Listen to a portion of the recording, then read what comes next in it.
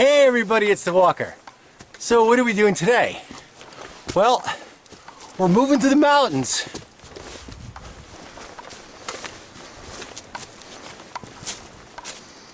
With a heavy pack. That's right. A heavy pack. Now, I don't recommend, going through the mountains with a heavy pack unless you've done some training. But that's another matter. So what's going on? All right, hiking all day, getting a little beat. Why? Because it's a heavy pack. And I need to set up a spot for a camp. I have to set up a camp. But there's a problem. Storm's blowing in. It's supposed to be like 50-mile-per-hour winds, heavy rain, into 30s, maybe snow, slush, ice. This is something like, I'm gonna be out here for a while, and this is something where I have to hunker down for. I can't just hike through it, Well, maybe I can, but that's taking an unnecessary risk. Freezing cold rain, high winds, no thank you, that's not for me. So here's what we gotta do. We need to find ourselves a spot to set up a camp, and we're gonna have to get some resources to weather out the storm. So stay tuned.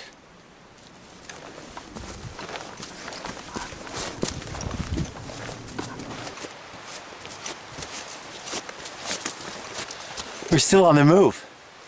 When you're living out of a pack, much like regular life, you have to make spot decisions. And the decision you make will affect the courses of all the events to follow. So the decision is, do I keep pushing through the mountains? There's 3 mountains, 6 miles. I know a really great spot by the intersection of 2 rivers, nice field, not even that far from a road. Or do you stop and find a spot? What are the pros and cons? 3 mountains, 5 or 6 miles. I still got this heavy pack. I'm feeling good, but I'm getting a little tired. It's gonna be dark, and I could get caught out in the bad weather. So I think the decision I'm gonna make is I'm gonna stay here and find a spot. There's a little stream. We'll set up. I think it'll be good. Also, 5, 6 miles, I'll be going. At this point, less than 2 miles per hour. That's going to be a night hike. 3 things: water, wood, and power. And I'll be sucking down my power. And I'll be sucking down my water. And I won't be foraging for wood. Another consideration, I'll be definitely setting up in the dark, and that will mean it's harder for me to find widowmakers. Remember, I'm expecting high winds if the reports are right. I don't want to be caught under a tree branch that I missed because I'm setting up in the dark. So I think we're going to stay here.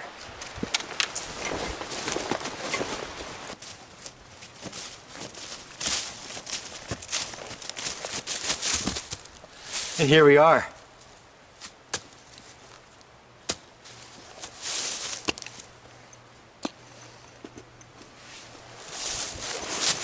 Whew. Man, you came off me like a comet falling. Okay, let's look for widowmakers. It's getting dark, get our headlamp out, and gather our resources. The wood and water could be here for a while.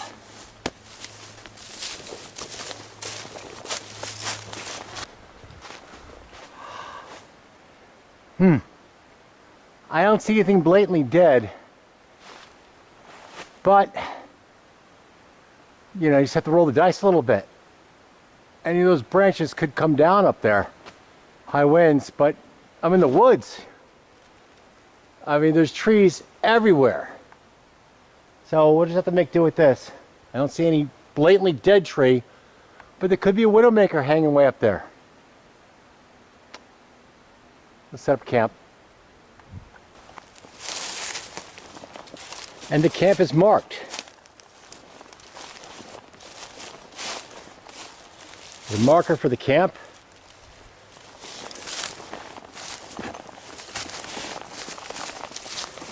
Look for widowmakers. Hope for the best with that. Pack is down.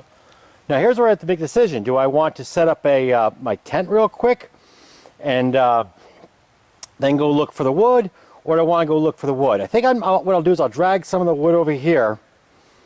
Don't process it. Set up the tent.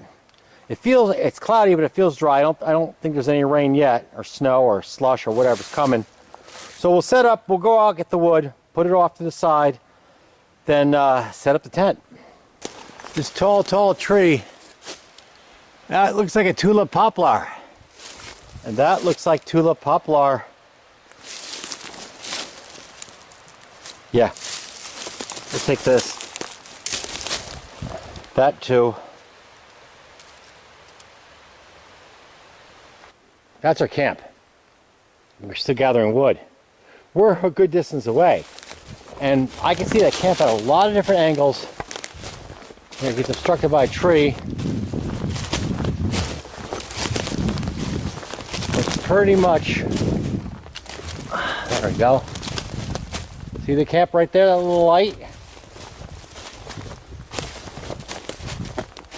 So no matter what the angle is, even if it gets temporarily obstructed by a tree, there's a little white light right there. I can see my camp. It wouldn't take a lot, really. I mean, just turn around. There's not a lot of wood in this area. Turn around and walk off this way, and there's nothing that way. You know, I wouldn't die, but well, you could. I mean, start hiking out that way, twist your ankle, cold rain comes in, you know. So I mean, you can easily get yourself in trouble, but marking your camp, there it is. I always know where it is.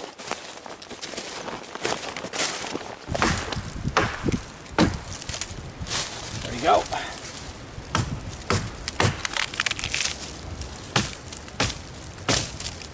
Bingo.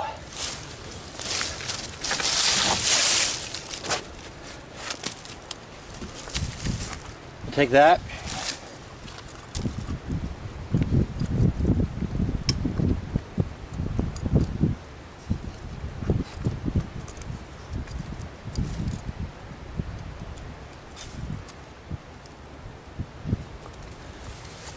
Put that mask back on.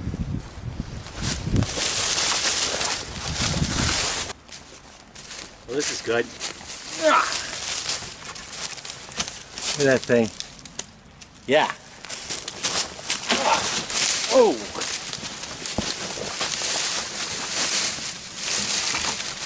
Oh, we don't want the nasty hemlock. I just want the white birch. Actually, no, black birch. That's black birch.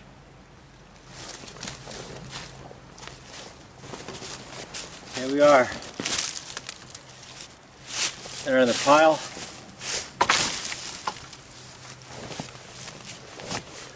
I think maybe it's time to get that tent up, you know? Camp's coming along. So unfortunately our stuff is still all laid out right there. But the teepee's set up. There it is. 6-man teepee.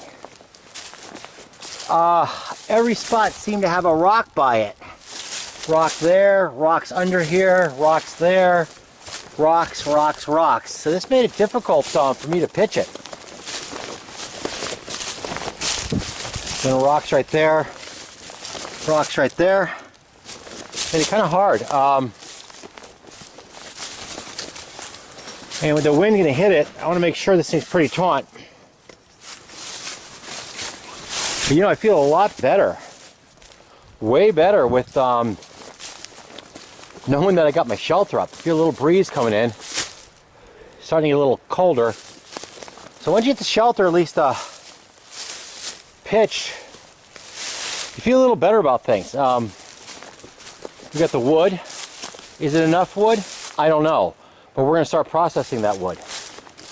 We'll process the wood in a couple ways.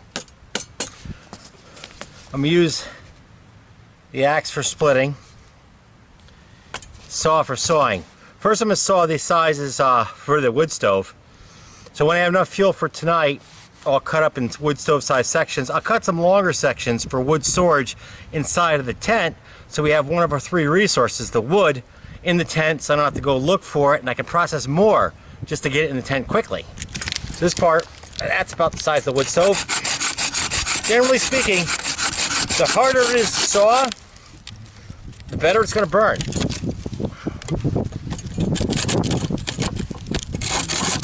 Oh. Oh. That's better.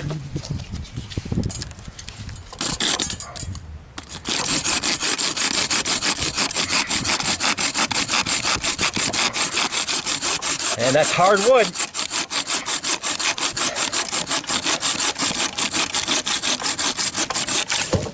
Once that's sawed up, split up, it will really work good.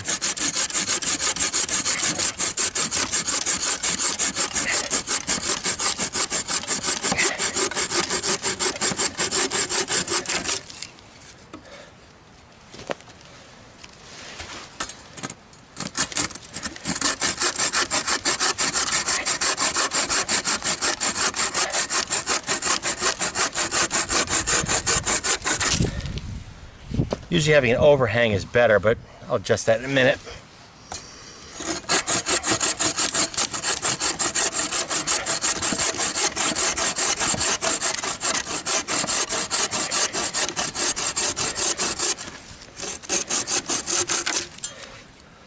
Okay, here's we're gonna make a baton, whatever they call it. We'll make one right now. This should be long enough. I want long enough room so I can hold it. Right here looks good.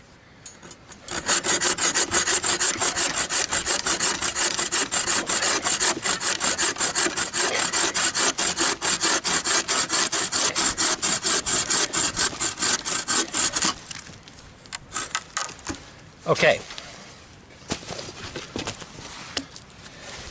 Now for the splitting.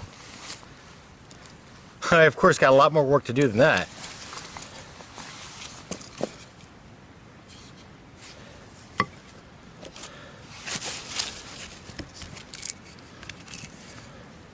Things I'm not going to do. Hold it like this and strike it like that. That's not happening. What I can do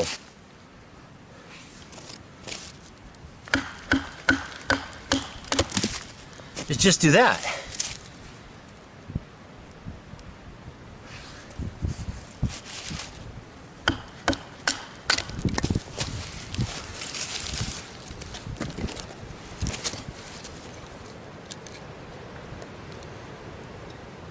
This is how we'll probably split the wood in the shelter later.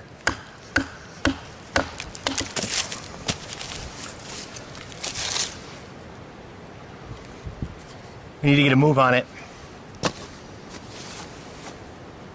Things are progressing pretty good. We now have an inside. I love having an inside. Okay, our water, not so good.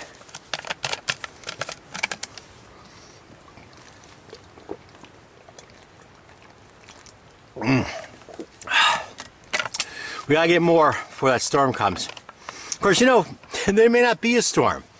That'd be great. I'd prefer not to have one so I can keep moving on, but we'll see.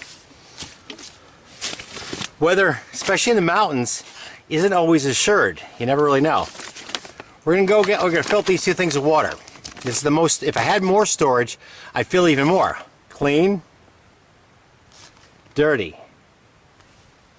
We're actually gonna fill both up with dirty water, non-potable. I think I have some tablets, so we'll put some tablets in one, the clean one, and not tablets in these. I didn't bring a filter because below freezing, freeze, break the filter.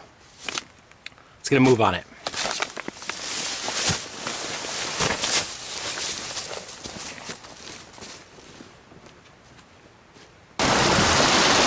Excellent water source though, I'll tell you that. Still, even though it looks like as pure as anything you could ever imagine, we're going to boil it, we're going to use tablets. How much water we get in this thing from like this?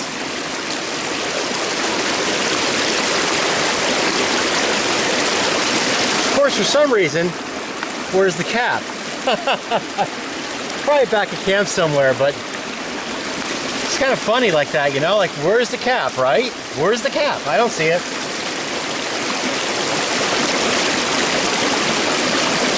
Ah! It filled up pretty quick like that. Couldn't quite get it totally full though, but we'll get the rest more water out of this. There you go.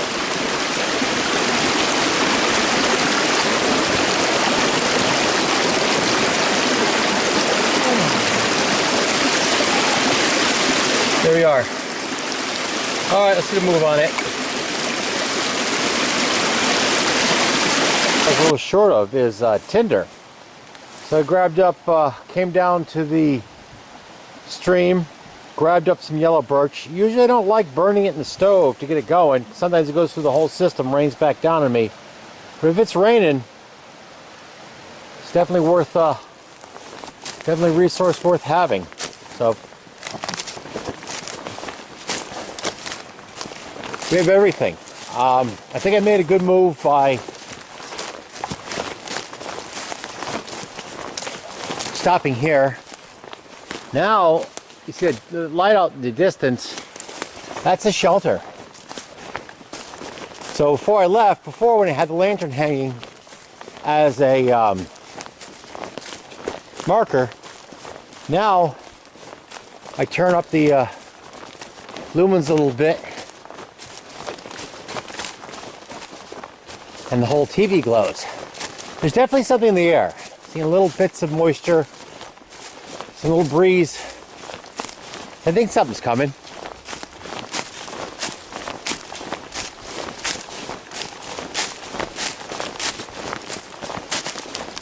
Hard to miss that glowing teepee.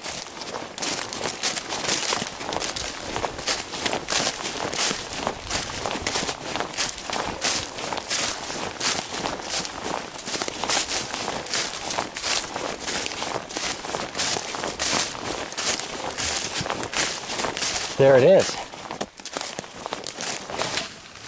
That's time to show you the heart of the system. The wood stove. There's the stove itself. We'll get this thing up and running real soon. One shot, boom. And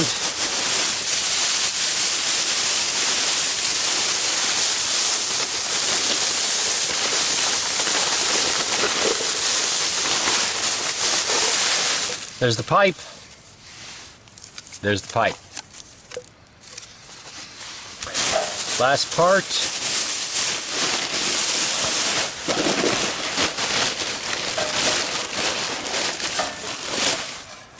Stack rubber. This is all, I made all this. So it's do-it-yourself stove. Running over 10 years now.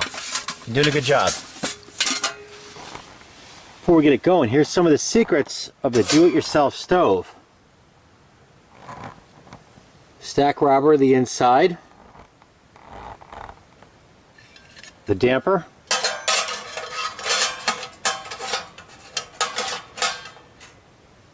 There we go. Here's the resources we have. There's our water resource. Totally full. We're at maximum capacity.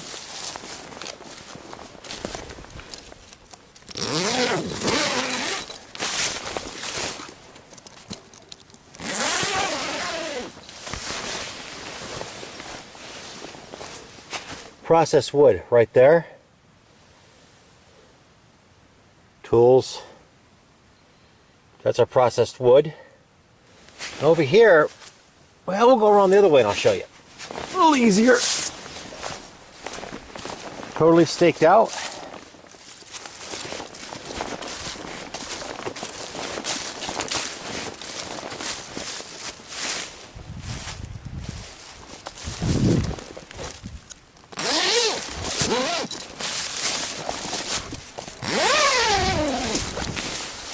There's a long cut wood. And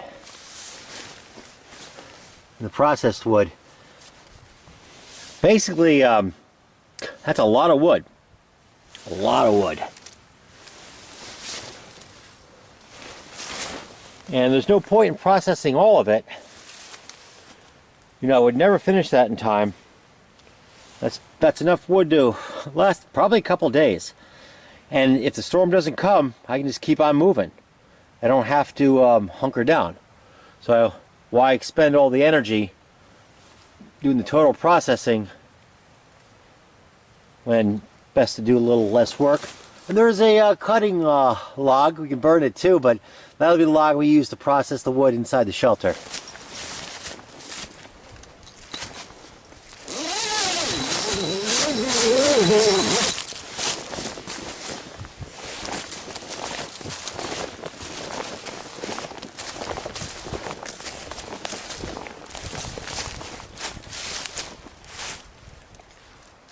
Let's get the stove going.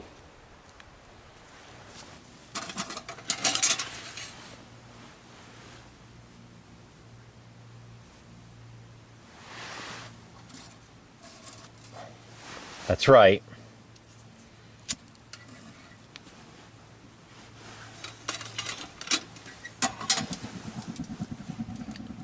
The Bic.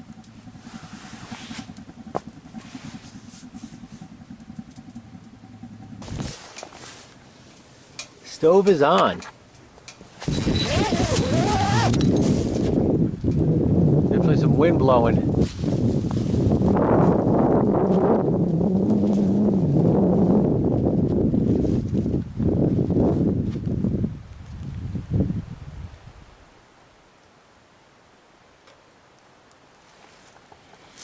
All right.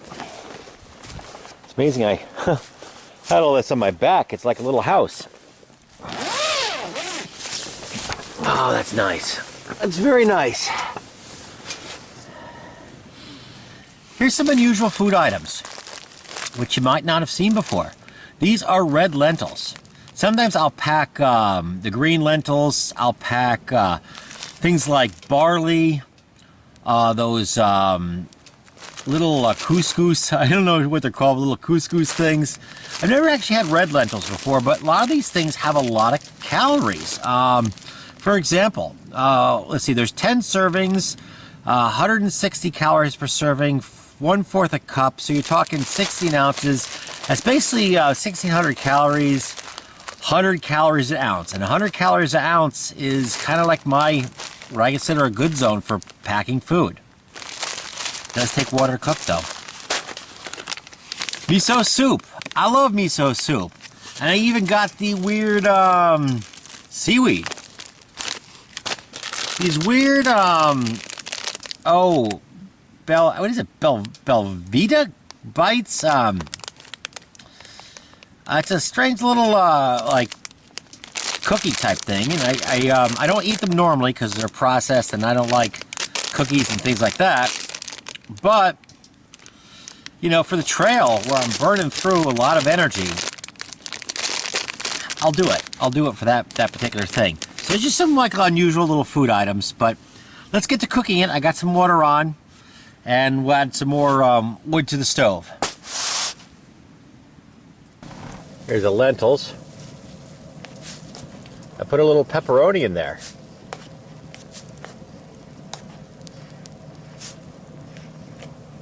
I think that might be really good.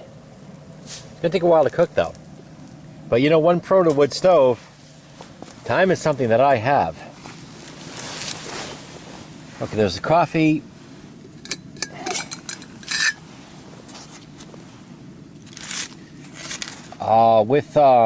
With tofu too. Very nice. Putting the seaweed. In you go, seaweed. There you go. I'll let you just cook there for a while. And that's going good. Maybe another piece of wood might be nice in the stove.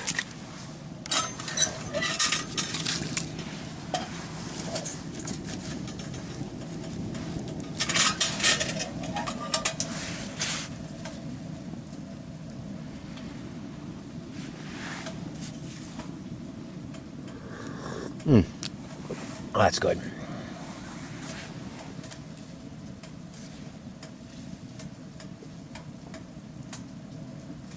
Let's see how it looks.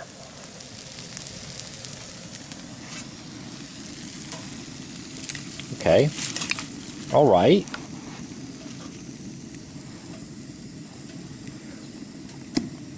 Yeah, it's not bad. It's not bad at all. I use a little salt, but it's all right. There's the miso soup, and there's the coffee. So that, I guess, will be dinner for tonight.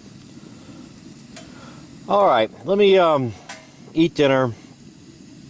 We'll run the stove for a little bit. Then I think we'll turn in. See if that storm ever shows up.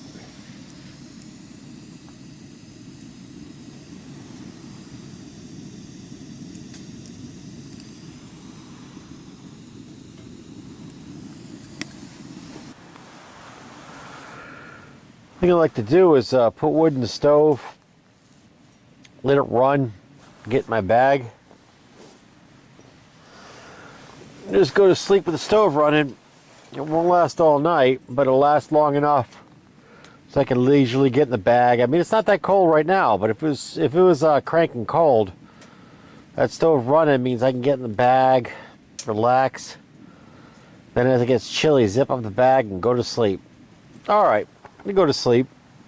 Man, that is a big shelter though for one guy to hike in. Lots of room with nothing in it.